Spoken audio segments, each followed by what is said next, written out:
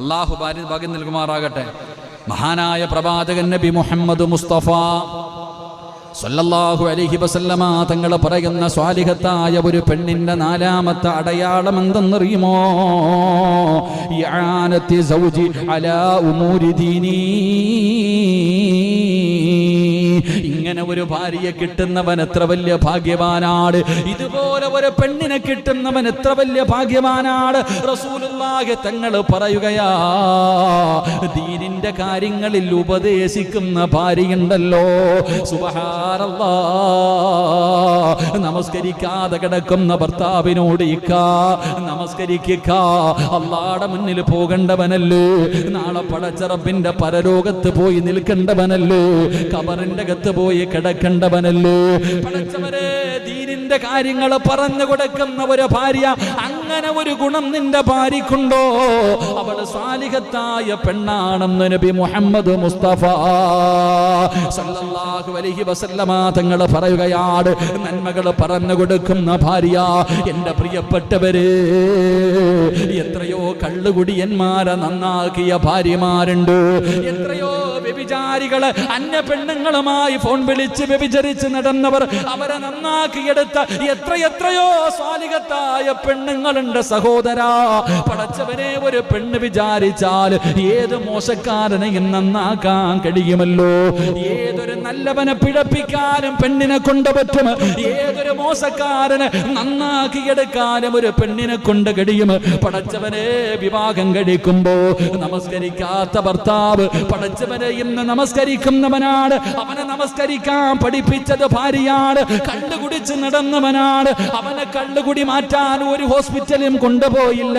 അവനെ നന്നാക്കി എടുത്തത് അവന്റെ ഭാര്യയാണ്. ലോട്ടറി എടുക്കുന്നവനായിരുന്നു, പലിശക്കെടുക്കുന്നവനായിരുന്നു, അല്ലാഹുവേ ഹറാമ് തിന്നുന്നവനായിരുന്നു. പടച്ചവനെ, ഭാര്യ പറഞ്ഞു കൊടുത്തിക്ക, ഹറാമ് വേണ്ട, ഹറാമ് വേണ്ട. പ്രവാചകൻ അവിടെ നിന്ന് പറഞ്ഞല്ലോ, ഒരു പെണ്ണിന് സ്വർഗമുണ്ട്, ഒരു പെണ്ണിന് സ്വർഗമുണ്ട്. ഏത് പെണ്ണിനെന്നറിയോ? എന്റെ ശബ്ദം കേൾക്കുന്ന പെങ്ങള്, നിനക്ക് അല്ലാഹുവിന്റെ സ്വർഗം വേണോ? നിനക്ക് അല്ലാഹുവിന്റെ സ്വർഗം വേണോ? പടച്ചവനെ, പ്രവാചകൻ അവിടെ നിന്ന് സ്വഹാബത്തിനോട് പറഞ്ഞു കൊടുത്തു, സ്വഹാബാ, സ്വർഗത്തിന്റെ അവകാശിയായ ഒരു പെണ്ണിനെ ഞാൻ നിങ്ങൾക്ക് കാണിച്ചു തരട്ടെ. സഹാബി വനിതകളോടാണ് പറയുന്നത്, സ്വർഗത്തിന്റെ അവകാശിയായ ഒരു പെണ്ണ്. തങ്ങൾ സഹാബി വനിതകളോട് പറഞ്ഞു, സ്വർഗത്തിന്റെ അവകാശിയായ ഒരു പെണ്ണിനെ ഞാൻ നിനക്ക് കാണിച്ചു തരട്ടെ. പെണ്ണുങ്ങളൊക്കെ അങ്ങോട്ടും ഇങ്ങോട്ടും നോക്കാം, ഞാനായിരിക്കും. എല്ലാ പെണ്ണുങ്ങളും പരസ്പരം അങ്ങോട്ടും ഇങ്ങോട്ടും നോക്കാം, ഞാനായിരിക്കും. റസൂലുള്ളാഹി തങ്ങൾ പറഞ്ഞു കൊടുത്തു, അതുകൊണ്ടാ പോകുന്ന പെണ്ണില്ലേ, അവൾ സ്വർഗത്തിന്റെ അവകാശിയാണെന്ന് നബി മുഹമ്മദ് മുസ്തഫ. അല്ലാഹുവേ, നബി അവിടെ നിന്ന് കാണിച്ചു കൊടുക്കുമ്പോ പെണ്ണുങ്ങൾ നോക്കുന്നു, ആരാ? ഒരു വിറക് വെട്ടുകാരന്റെ ഭാര്യയാണ്. ഒരു പാവപ്പെട്ട വിറക് വെട്ടുകാരന്റെ ഭാര്യയാണ്. പടച്ചവനെ, സാധാരണ ഒരു പാവപ്പെട്ട പെണ്ണാണ്. അവളെ നോക്കിയിട്ടാണ് മുത്തുനബി പറഞ്ഞു, അവള് സ്വർഗത്തിലാ. അല്ലാഹുവേ, ഒരുപാട് ഇബാദത്തുകൾ ചെയ്യുന്ന സ്വഹാബി വനിതകളുണ്ടല്ലോ, ഇറങ്ങി ഓടുകയാണ്. അവിടെ ചെന്നിട്ട് ചോദിക്കുന്നു, മുത്തുനബി പറഞ്ഞു, നീ സ്വർഗത്തിലാണ്, നീ ജീവിതത്തിൽ എന്ത് സൽക്കർമ്മമാണ് ചെയ്യുന്നത്? ആ പെണ്ണ് പറഞ്ഞു, നിങ്ങൾ നിസ്കരിക്കുന്നത് പോലെയേ ഞാൻ നിസ്കരിക്കുന്നുള്ളൂ. ഒരുപാട് നിസ്കാരമില്ല, ഒരുപാട് സദഖകളില്ല, ഒരുപാട് സൽക്കർമ്മങ്ങളില്ല. പക്ഷേ നീ പ്രത്യേകമായിട്ട് എന്തോ ചെയ്യുന്നുണ്ട്. ആ സമയത്ത് ആ വിറക് വെട്ടുകാരന്റെ ഭാര്യ പറഞ്ഞത് എന്തെന്നറിയോ? രാവിലെ എന്റെ പ്രിയപ്പെട്ട ഭർത്താവ് ജോലിക്ക് വേണ്ടി വീടിന്റെ വെളിയിലേക്ക് ഇറങ്ങി പോകുമ്പോ ഭർത്താവിന്റെ കയ്യിൽ പിടിച്ചിട്ട് പറയുന്നു, ഇക്കാ, വൈകുന്നേര സമയത്ത് ഈ വീട്ടിലേക്ക് തിരിച്ചു വരുമ്പോ ഹറാമിന്റെ പൈസ കൊണ്ടുവരല്ലേ, ഹറാമായ പൈസ കൊടുത്തു വാങ്ങിയ ഭക്ഷണം ഈ വീടിന്റെ അകത്തേക്ക് കൊണ്ടുവരല്ലേ, പട്ടിണി കിടക്കാൻ ഞാൻ തയ്യാറാ, ഹറാമ് എന്നെ കൊണ്ട് തീറ്റിപ്പിക്കല്ലേ എന്ന് ഭർത്താവിനെ ഓർമ്മപ്പെടുത്തുന്ന പെണ്ണിന് സ്വർഗമുണ്ടെന്ന് നബി മുഹമ്മദ് മുസ്തഫ സല്ലല്ലാഹു അലൈഹി വസല്ലം. എങ്ങനെ? രാവിലെ വീട്ടിൽ നിന്ന് ജോലിക്ക് പോകുന്ന ഭർത്താവിനോട് പറയുന്നിക്ക, പിടിച്ചു പറിച്ചതോ മോട്ടിച്ചതോ അല്ലെങ്കിൽ കൈയിട്ട് വാരിയതോ പലിശക്കെടുത്തതോ ഒന്നും ഈ വീട്ടിൽ കൊണ്ടുവരല്ലേ ഇക്ക. പട്ടിണിയാണെങ്കിൽ ഞാൻ കിടന്നോളാം, കുഴപ്പമില്ല. ഹറാമിൻ്റെ പൈസ കൊടുത്ത ഭക്ഷണം എന്നെ കൊണ്ട് തീറ്റിപ്പിക്കരുത്, എൻ്റെ മക്കളെ കൊണ്ട് തീറ്റിപ്പിക്കരുത്. ദുആയ്ക്ക് ഇജാബത്തില്ലാത്ത കാര്യവ, നരകത്തിൻ്റെ അവകാശിയായി പോകും. അതുകൊണ്ട് ഇക്ക ഉള്ളത് മതി, എനിക്കൊരു പരാതിയുമില്ല എന്ന് ഭർത്താവിന് രാവിലെ ജോലിക്ക് പോകുമ്പോൾ പറഞ്ഞു കൊടുക്കുന്ന പെണ്ണിന് നാളെ സ്വർഗമുണ്ടെന്ന് നബി മുഹമ്മദ് മുസ്തഫ സല്ലല്ലാഹു അലൈഹി വസല്ലം. നമ്മുടെ ആമിനയെ കുറിച്ചൊന്ന് ചിന്തിച്ചു നോക്കിക്കേ. അല്ലാഹു അലം, അല്ലാഹു ഈമാൻ നൽകുമാറാകട്ടെ. നിങ്ങളുടെ ആരുടെയും ഭാര്യമാർ ആമിന ഇല്ലല്ലോ. ഇനിയിപ്പോൾ ആമിന ആമിന ഉസ്താദ് ആ പേര് മാത്രമേ പറയുന്നുള്ളൂ എന്ന് ചിന്തിച്ചോളേ. അത് അപ്പോൾ ചിലപ്പോൾ ഏതെങ്കിലും ഒരു പാവപ്പെട്ട ആമിനാക്കി പണി വല്ലതും ഉണ്ടെങ്കിൽ പറയാം, അത് എന്നെ ഉദ്ദേശിച്ചാൽ, എന്നെ മാത്രം ഉദ്ദേശിച്ചാൽ അങ്ങനെ അവസാനം എൻ്റെ നെഞ്ചത്ത് കയറണ്ട. അള്ളാഹു ആയിഷ അങ്ങനെ വരുന്നത്, അപ്പോൾ ആമിന മാറ്റാം. അള്ളാഹു ഈമാൻ തരുമാറാകട്ടെ. ഇല്ലേ സഹോദര, എത്രയോ നമുക്കറിയാം. നിങ്ങൾ ചിന്തിച്ചു നോക്ക്, പെണ്ണ് കെട്ടുമ്പോൾ നിസ്കരിക്കാതെ നടന്ന പള്ളിയും പട്ടവുമായി ഇല്ലാത്ത ഒരുത്തനെ തൻ്റെ ഭാര്യ നന്നാക്കിയെടുത്തില്ലേ? കള്ളു കുടിക്കുന്നവനെ എത്രയോ നന്നാക്കി എവിടെങ്കിലും പോയി കിടന്നിട്ട അല്ല.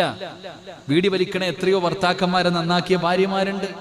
താടി വളർത്താൻ പേടിച്ചിരുന്നവരെയൊക്കെ വളർത്താൻ പഠിപ്പിച്ചില്ലേ? അള്ളാഹുവെ നന്മകൾ നിസ്കരിക്കുക, നോമ്പൂടിക്കുക, ഖുർആനോദിക്ക, നന്നാവുക്ക പറഞ്ഞു പറഞ്ഞു പറഞ്ഞു പറഞ്ഞ് നന്നാക്കിയെടുത്ത എത്രയോ പെണ്ണുങ്ങൾ. എൻ്റെ പ്രിയപ്പെട്ടവരെ, നന്മ ഉപദേശിക്കുന്ന പെണ്ണ്, കൽപ്പനയല്ല നിസ്കരിക്കണം എന്നല്ല, തൻ്റെ ഭർത്താവിനോട് സ്നേഹത്തോടു കൂടി പറഞ്ഞു കൊടുക്കുന്ന ഭാര്യ, തൻ്റെ ഭാര്യയ്ക്ക് പറഞ്ഞു കൊടുക്കുന്ന ഭർത്താവ്. എൻ്റെ പ്രിയപ്പെട്ടവരെ, പരസ്പരം അങ്ങോട്ടും ഇങ്ങോട്ടും ദീനിന്റെ കാര്യങ്ങളാണ് ചർച്ച.